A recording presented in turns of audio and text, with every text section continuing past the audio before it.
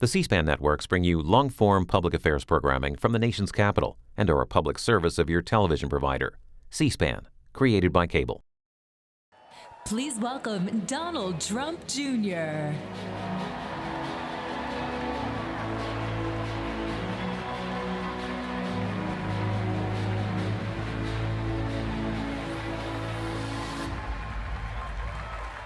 Thank you. Good evening. I'm Donald Trump Jr. Thank you. Thank you. I'm the father of 5 young children, from 2-year-old Chloe to Kai, who just turned 9. I'm the husband to Vanessa, an amazing wife and mother, and the son of a great man. I'm an American, and tonight I want to talk to you about the country we live in, the country our children will grow up in. For my generation, this is the most important election of our lifetime, one that will determine the future of our country, and in turn, the future of the world. For too long, our country has ignored its problems, punting them down the road for future generations to deal with. In business, I was trained by my father to make the tough investments and decisions today to ensure a brighter future tomorrow. We've actually started to believe that solving our great problems is an impossible task. And that's why we need to elect a man who has a track record of accomplishing the impossible.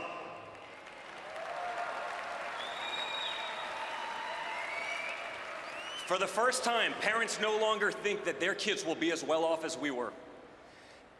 We've lost the confidence in our leaders and the faith in our institutions. But remember one thing, we're still Americans, we're still one country, and we're gonna get it all back. We're gonna get it back better than ever before. I know we'll get it back because I know my father. I know that when people tell him it can't be done, that guarantees that he gets it done. I know that when someone tells him that something is impossible, that's what triggers him into action. When people told him it was impossible for a boy from Queens to go to Manhattan and take on developers in the big city, rather than give up, he changed the skyline of New York.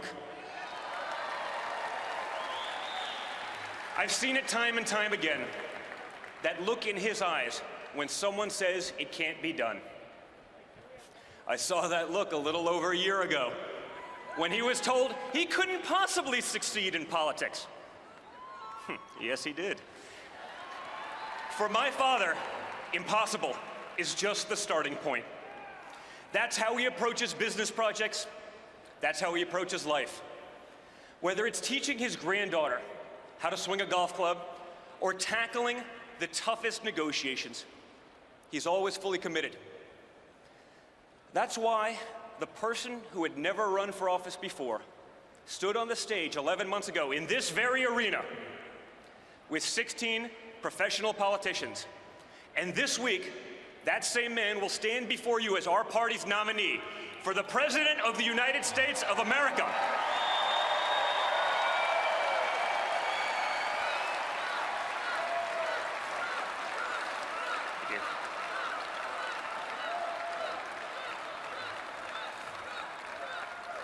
As a proud son and family member, it was one of the great honors of my life to be able to put him over the top in the delegate count earlier today. His unrelenting determination is why he's going to become our next president, and why I know that when my father says he can fix the country, he means it. You want to know what kind of president he'll be? Let me tell you how he ran his businesses. And I know, because I was there with him, by his side, on job sites, in conference rooms, from the time I could walk. He didn't hide out behind some desk in an executive suite. He spent his career with regular Americans. He hung out with the guys on construction sites, pouring sheetrock and pouring concrete and hanging sheetrock. He listened to them, and he valued their opinions as much and often more than the guys from Harvard and Wharton, locked away in offices away from the real work. He's recognized the talent and the drive that all Americans have. He's promoted people based on their character, their street smarts, and their work ethic, not simply paper credentials. To this day, many of the top executives in our company are individuals that started out in positions that were blue collar, but he saw something in them and he pushed them to succeed. His true gift as a leader is that he sees the potential in people that they don't even see in themselves. The potential that other executives would overlook because their resumes don't include the names of fancy colleges and degrees. I know he values those workers and those qualities in people because those are the individuals he had my siblings and me work under when we started out. That he would trust his own children's formative years to these men and women says all you need to know about Donald Trump. We didn't learn from MBAs. We learned from people who had doctorates in common sense.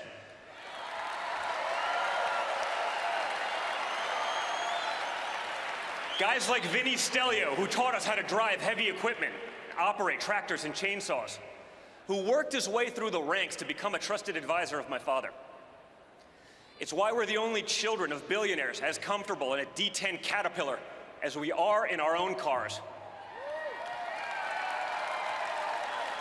My father knew that those were the guys and gals that would teach us the dignity of hard work from a very young age.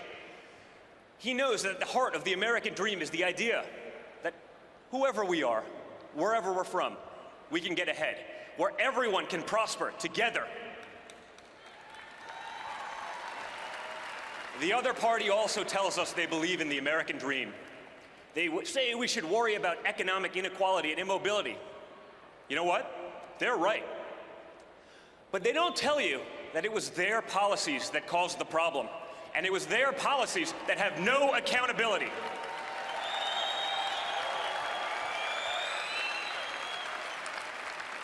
They gave us the worst immigration system in the world, one that imports immobility, one that drives down employment and wages for Hispanic Americans, for African Americans, and for everyone.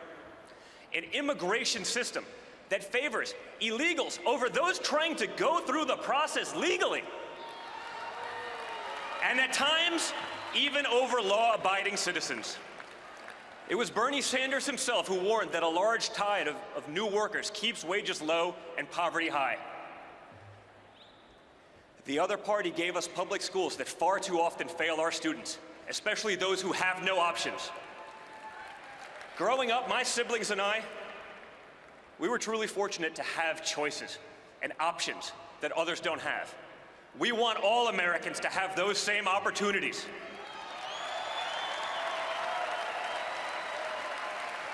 Our schools used to be an elevator to the middle class. Now they're stalled on the ground floor. They're like Soviet-era department stores that are run for the benefit of the clerks and not the customers, for the teachers and the administrators and not the students. You know why other countries do better on K through 12? They let parents choose where to send their own children to school. That's called competition. It's called the free market. And it's what the other party fears.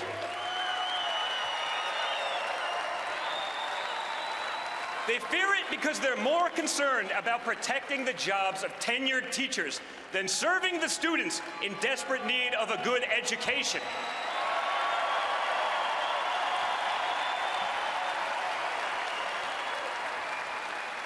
They want to run everything top down from Washington. They tell us they're the experts and they know what's best. The other party gave us a regulatory state on steroids. Dodd-Frank was 1,000 pages long, and it's already spun off 22,000 pages in regulations. Imagine trying to digest all that before you even open your doors for business. That doesn't help consumers. What it does is destroy small business in favor of big businesses who can afford the vast number of lawyers and accountants needed to comply.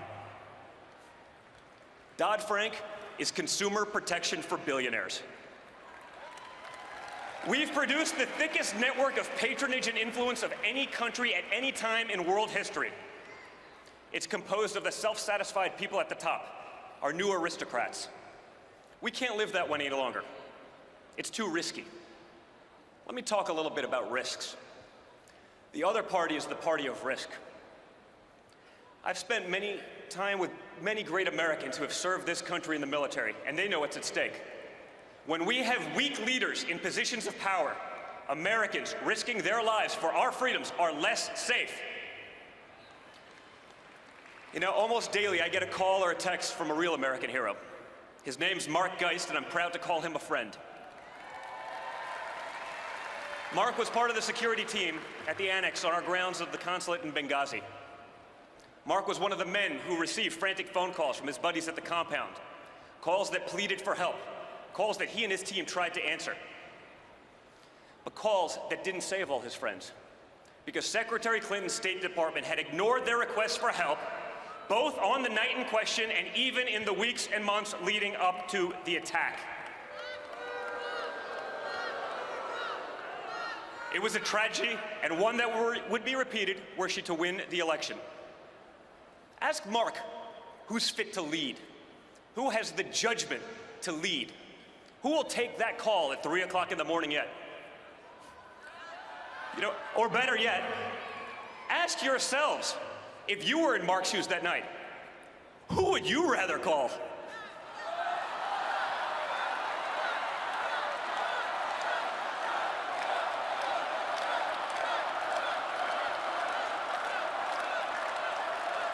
Let me tell you something about risk. If Hillary Clinton were elected, she'd be the first president who couldn't pass a basic background check. It's incredible.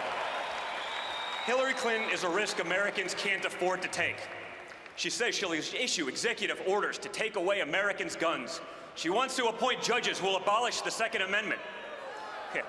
Just look at how effective those laws have been in inner-city Chicago, a city with the toughest gun laws in our nation, where 70 people were murdered last month alone, and where over 3,400 American lives have been lost since this administration took office in 2009. You know why those laws fail? Because criminals, by definition, don't follow laws. Rather than prosecuting real criminals, she would strip hard-working, law-abiding citizens of their rights to protect themselves and their families. She'll throw every possible obstacle in the path of safe, reliable, affordable energy produced in America, by Americans, for American businesses and families.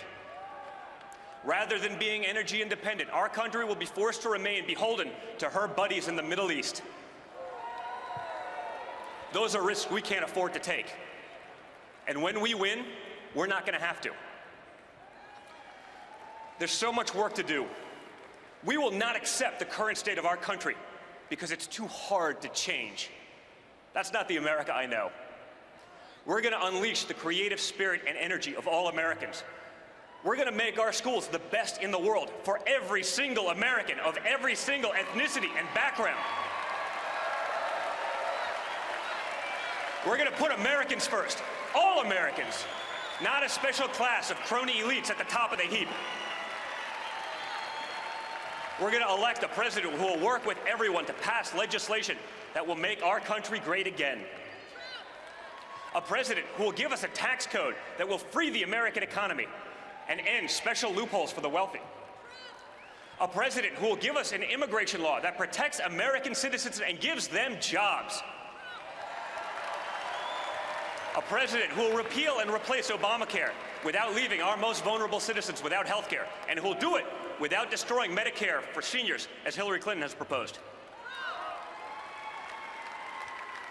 A president who knows we can't simply delete our problems, but that we have to tackle them head on.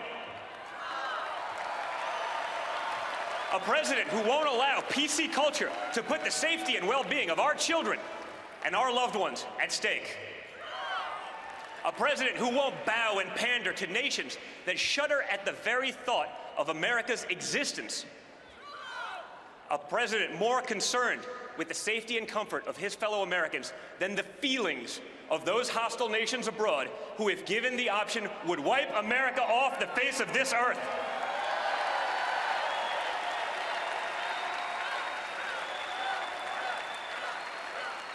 A president not beholden to special interests, foreign and domestic, and one who funded his entire primary run out of his own pocket just to prove it.